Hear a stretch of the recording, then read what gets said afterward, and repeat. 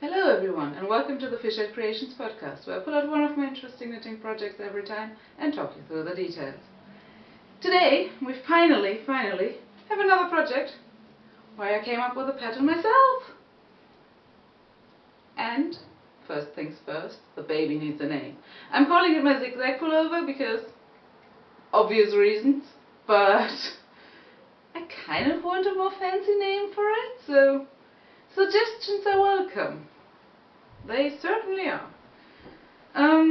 Yeah.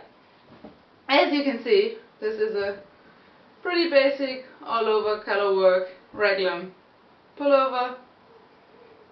But it's the details. It's the details that make this. First of all, the yarn. All these yarns have connections to my two wonderful knitting friends and general friends, because they have been given to me by them. The black background main color is Tove by Sandnes, which one of my close knitting friends has brought me from Norway from the factory sale, and this is the 5th or 6th garment I've knit from it. I'm not quite sure, but she brought me a bunch of black Tove for basically no money at all, and I'm still knitting through it. I think this was the last full sweaters quantity I had, but I had 28 balls. It was a lot, and I love it. I love it. As you may know by now if you've watched previous episodes, I do like my black. Obviously, I'm wearing black jeans, which you can't see, but I always do. It's my uniform. And all the contrast colors, of which you can see there's quite a lot. All of those are Alice Starmore's Hebridean 2-ply in a bunch of color names that I don't know, so I won't try to list them. But all of these were leftovers of another knitting friend who generously forwarded them to me to have a play around with. And I didn't think I would have enough to complete the whole garment in color work. I was planning to maybe do another pattern up here and maybe add another yarn, whatever, but I still have leftovers. So those little balls of leftovers, they got me a whole garment, and I love it. I'm so happy with this. I'm just so happy. It's exactly what I wanted it to be. It's quite fitted, as you may be able to guess. It's quite fitted. It's very warm because it's all over color work. It has a wonderful, lovely, cozy, high turtleneck that drove me nuts when knitting it, but it was totally worth it because I love it. I love turtlenecks every time.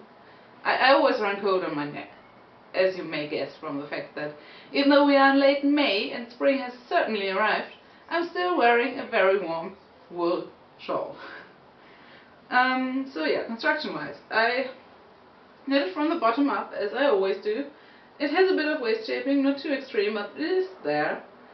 It also has a fake seam line, because I knew I was going to interrupt the pattern on the side due to the waist shaping, so I just had the side stitch. I kept it in one color, so I have this neckline running up the side, and I also have it running down the underarm, and here's where the underarm is grafted. So as you can see, it's a continual line, and I really like that. Just one of those little touches. So yeah, I knit the body first, then I knit both my sleeves at the same time on different sets of needles, just so I could make sure that I didn't run out of yarn. So in the body, you can see this white stripe and red stripe always repeat in the same order, and then there's random colors in between, and that's because I had more of those two colors than I had of all of the others. Then when I came to the sleeves, I still had a lot more of the white than I had of all other colors, so the white is still in the same distance. And then in between, I alternated between red and green at the same distance, because by then the red and the green balls were the next size.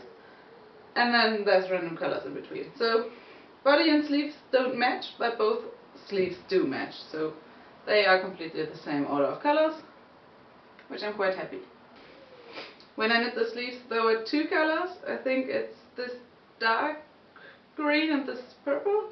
I pretty much used up every last bit, and this one as well. So I had maybe a meter left over after the second sleeve, and I'm so happy I got both of them out of my leftovers. And then when the sleeves were done, I still had significantly more of the white than of any other color, so I just used it on every third row up here instead of every sixth in the rest. And I think it works quite well with a closer distance of the white, which isn't actually white if you look closely, but it reads as white in the sweater. So yeah, it's just very basic raglan decreases. I continued the black lines up here. So there's just one stitch that's always knit in black, and then there's decreases next to them. There's 4 of them around, obviously, because it's a raglan. And then I had a tiny bit of this yellow color, so I just used it on the cuffs and on the neck, because I really like this yellow, but there wasn't enough to use it in the full garment for a full round in the body or anything. So I like that it's a little touch that unites sleeves and neckline. And then I continued the raglan decreases until I reached this yellow stripe.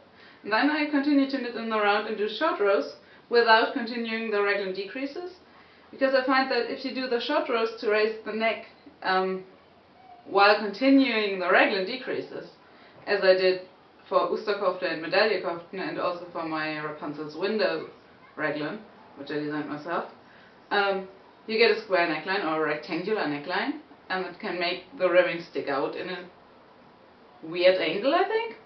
So I just did regular short rows in the round without doing any decreases, just a few sets of short rows, I think 3 sets of short rows, to raise the neck ever so slightly. It doesn't matter that much because of the long turtleneck, but I figured it would be nice to have.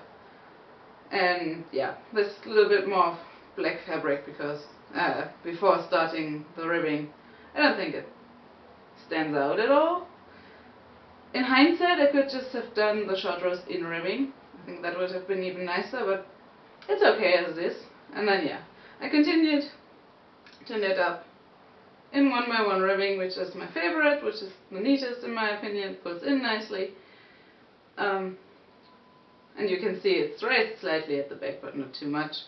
And then I did a very stretchy bind off, so my head actually fits through, which we have seen previously can be an issue in my garments, because I tend to do too tight neckline bind offs.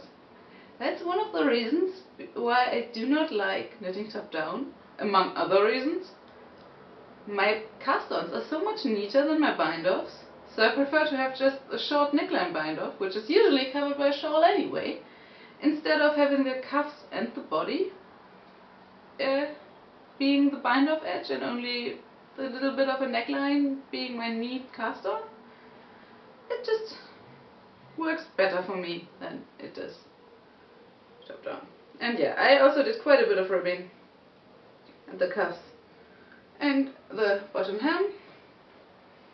And of course, because I had limited amounts of colors and different amounts of different colors, there's more color variety in the body and the sleeves than there is in the yoke, but I think it works quite well. And yeah, it does look quite narrow at the top, but I have tried it on and it fits perfectly fine, so it's okay.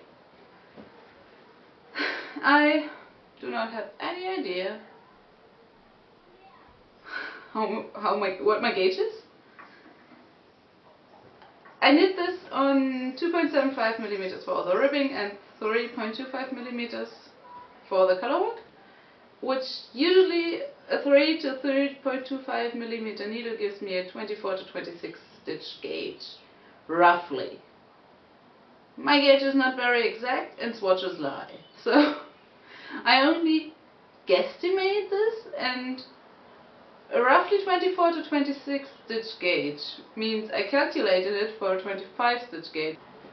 So yeah, the body is 252 stitches around because, as you may know, I calculate for a 100 centimeter bust, which is pretty exactly what I am, and 252 was the closest to 250 I could get, while having enough stitches to have the side seam stitch and be able to mirror my 4 stitch for a repeat on the side seam. So 252, and I just know that at this gauge and on this needle size I like my sleeves to be around 88 to 90 stitches, and to have it in a way where I would have the same, or where I would have just had a mirror image here.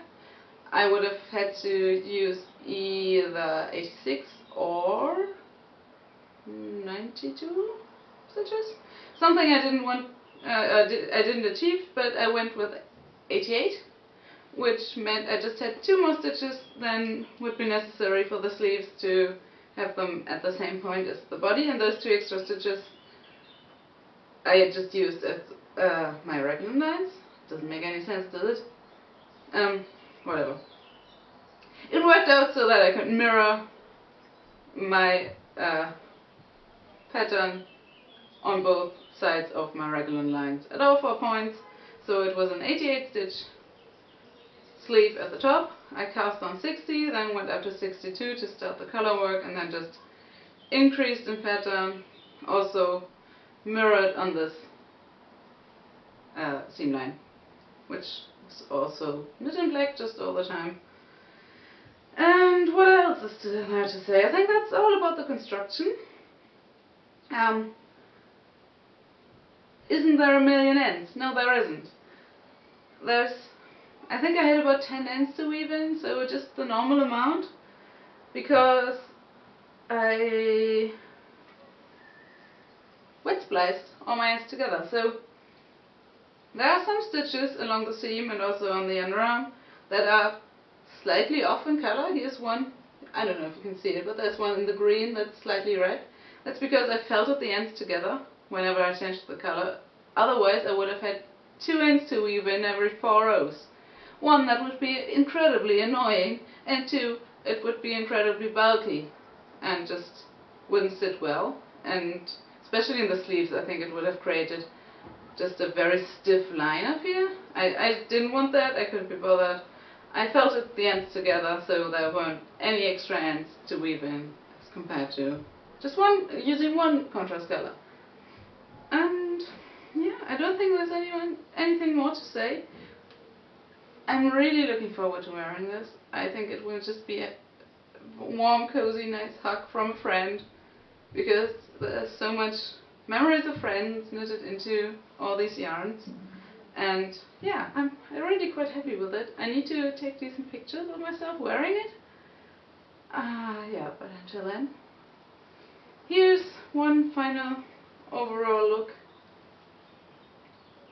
And I'm just so happy with it. I love it. What else? I will link to my project page in the description box, but there's really not much on it because I don't keep decent project pages. I'm just way too lazy to do that. I'm sorry. But if there's anything you would like to know about this, feel free to ask. I have kind of started writing up the pattern, kind of not, and I kind of don't want to grade it. But if you're interested in anything about this, I'm happy to share details. And yeah, as always, thank you so much for watching. You can, of course, find me on Instagram, Ravelry, wherever. I will link to all those places below or reference them, whatever. Thank you so much for watching. I hope to be back in 2 weeks with another episode, and until then, I should probably decide which garment to cast on next, because I know what I want to do. I just don't really have the details decided, but I'm absolutely back on a designing kick. I'm done with knitting from patterns for the moment, at least for myself, and I'm so happy to have found my creativity again and to be doing my own things. So yeah, thank you so much for watching. I would love to hear from you, and I will see you soon. Bye!